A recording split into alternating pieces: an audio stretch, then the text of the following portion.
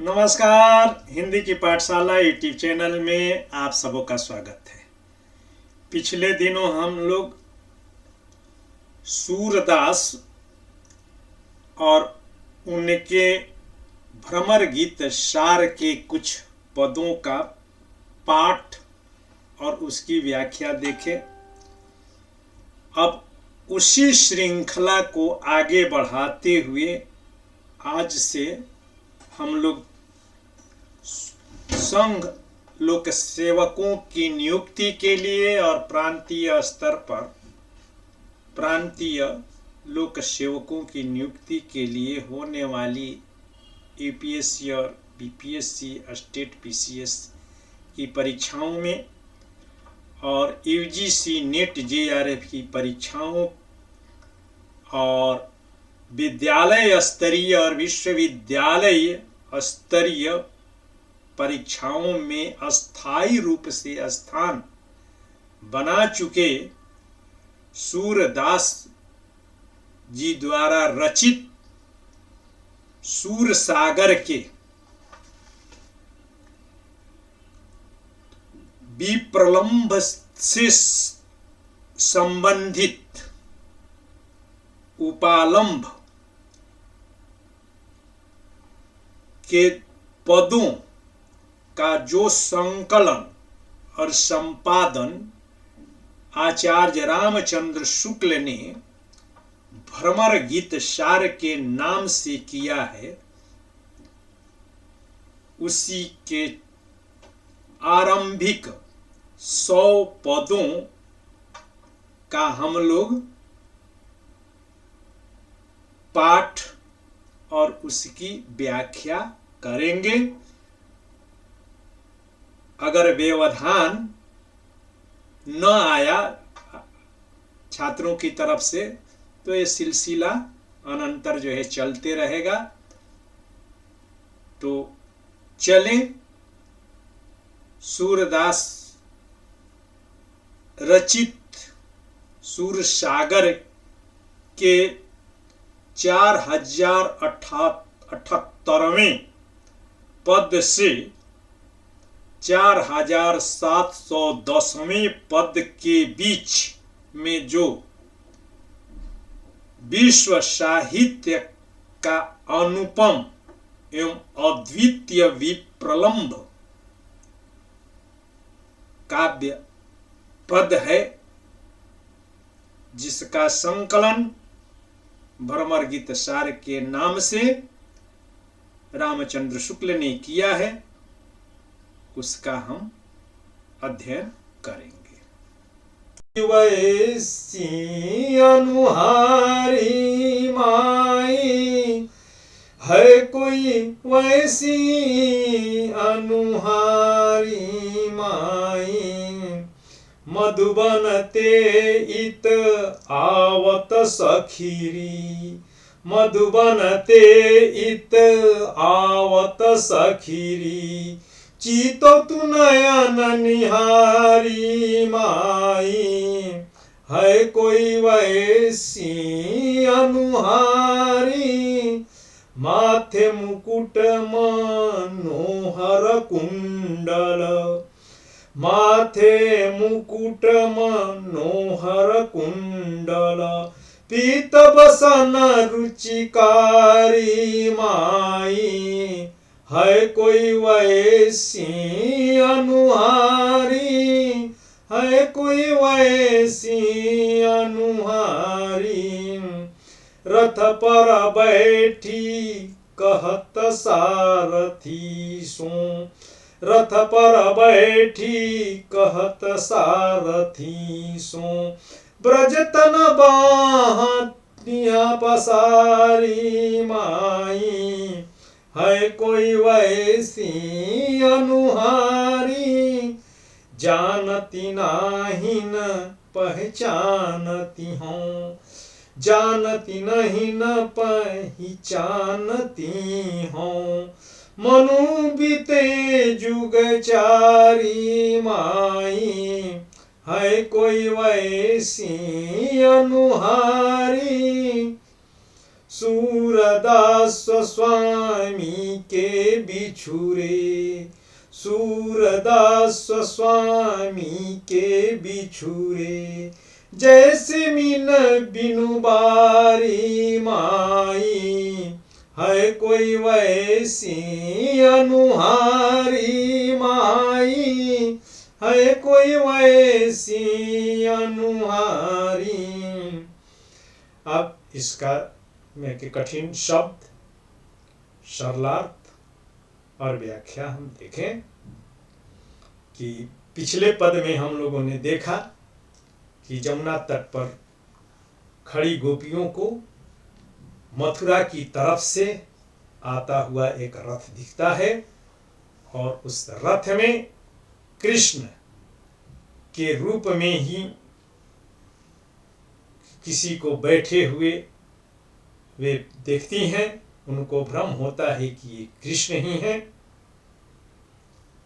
मगर आते हैं उद्धव।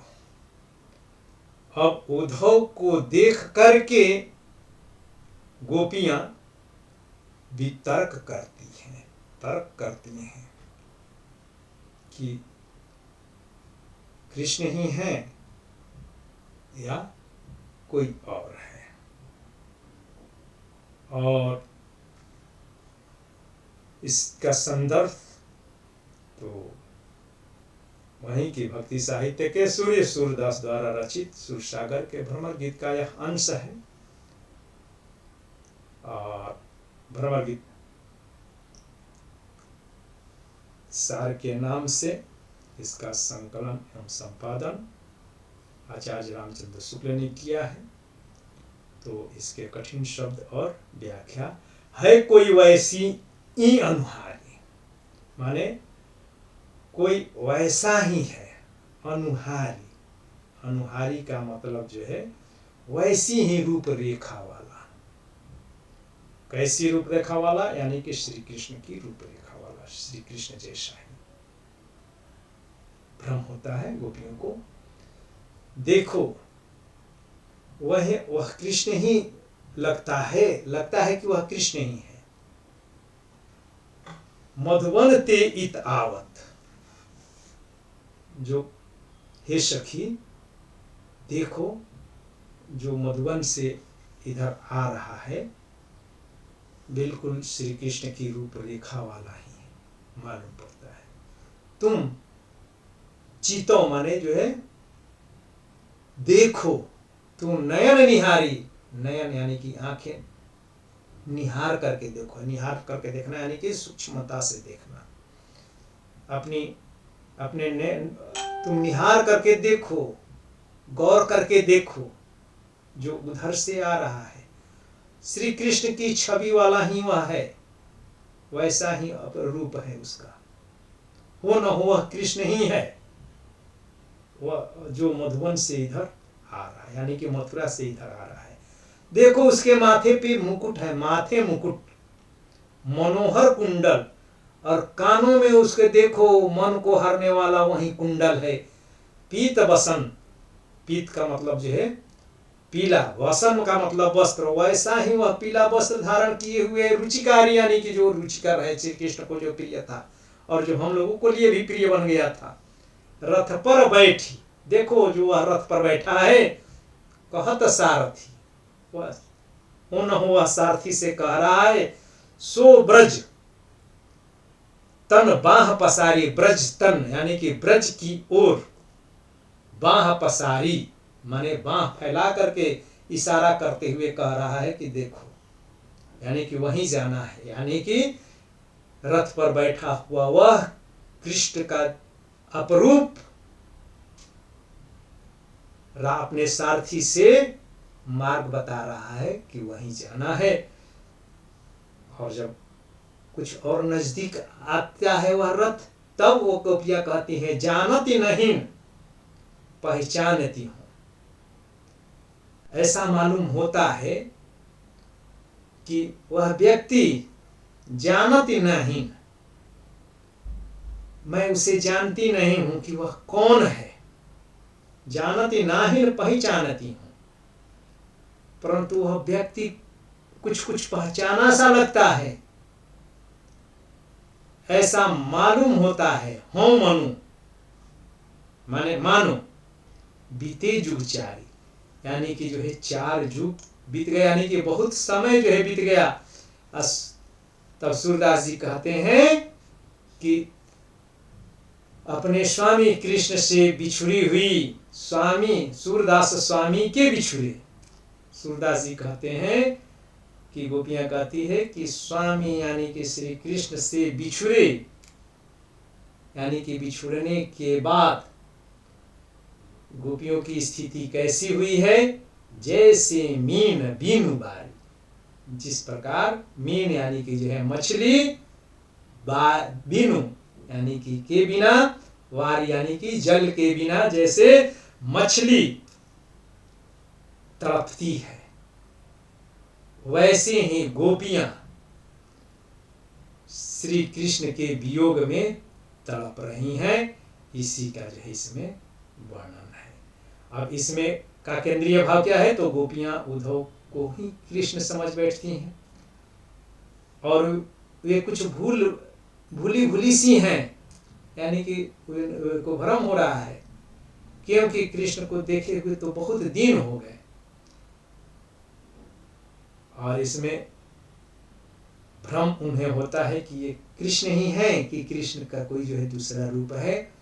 और सूरदास जी कहते हैं कि कृष्ण के बिना गोपियों की दशा जल से बिछुड़ी हुई मछली के समान हो गई है। और इसमें अलंकार विशेष के तौर पर अब हम लोग देखें तो इसमें अलंकार क्या है?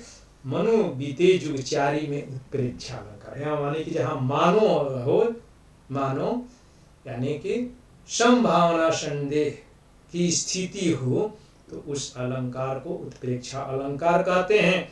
और जैसे मीन बिनु बारी, यानी कि इसमें जो है उदाहरण के द्वारा समझाया गया है कि जो है गोपियां वैसे ही तड़प रही है जैसे कि एक मछली जल के बिना या जल से विलग होने पर तड़पती है। इसलिए इसमें दृष्टांत अलंकार है। और इसमें स्मृति यानी कि उनको पूर्व की याद आ रही है, पूर्व की स्मृतियाँ की याद आ रही है।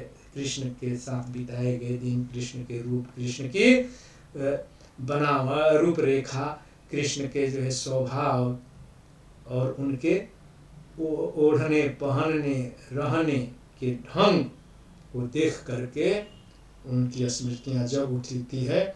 मगर यहाँ पर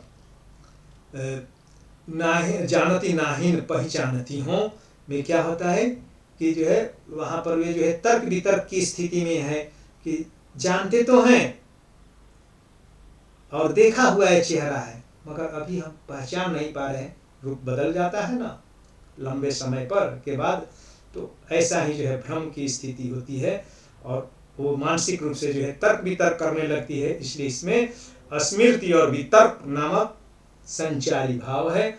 और इसमें उद्धव और उद्धव के साथ साथ जो है श्री कृष्ण की शारीरिक मुद्राओं का, उनके रूप का बड़ा ही जो है सुंदर चित्रण हुआ है। और यह 6 पद है, चूँकि भौरे के जो है 6 पैर होते हैं, इसलिए सूरदास के अधिकांश भ्रमर गीत के पद षट्पदी हैं, यानी कि 6 चरणों वाले हैं। और यह पद है राग सोर मल्लार में, राग सोरठ